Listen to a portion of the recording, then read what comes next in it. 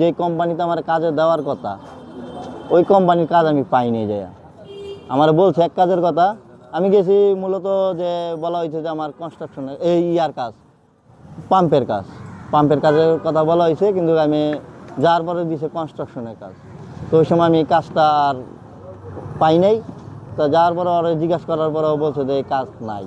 ওরকমই কয় একটা অহে আরেকটা, এটা বিদেশ যাওয়ার পরে অহে। তুমি আমার যে কাজের কথা কয়ে নিয়ে গেছো ওই কাজ দেও নাই, তো আমি বাইরে কাজ করছি, তো তোমার আমি স্যালারি 10% কেন দেবো? এটা তো আমার নিজের রক্তে ঘামের টাকা, আমি কেন দেবো তোমার 2%? তোমার তো আমি টাকা দিয়ে আসছি না?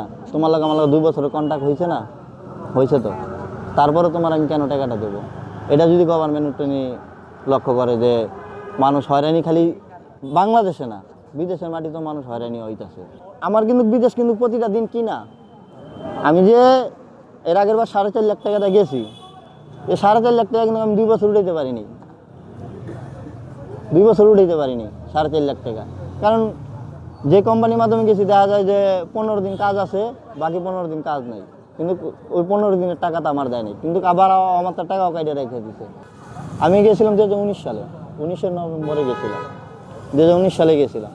তো ওই সময় আমার ফ্লাইটের টাইম থাকা তো আমার ফ্লাইট মিস হয়েছে। তা যে সময় আমি এটা জিজ্ঞাসা করতে গেছি যে আমার সময় আছে, তাই আপনারা আমার সময় থাকতে আমার কী কারণে আমার ফ্লাইট ক্যান্সেল করা হয়েছে, কেন আমার ভূমিতে আমার মাল নামানো হয়েছে, এই কথাটা জিজ্ঞাসা করা মাত্র ওনারা এমন বিহেভ করছে আমার সাথে যে আমি কোনো অপরাধ করে ফেলাইছি এই কথাটা জিজ্ঞাসা করার কারণে।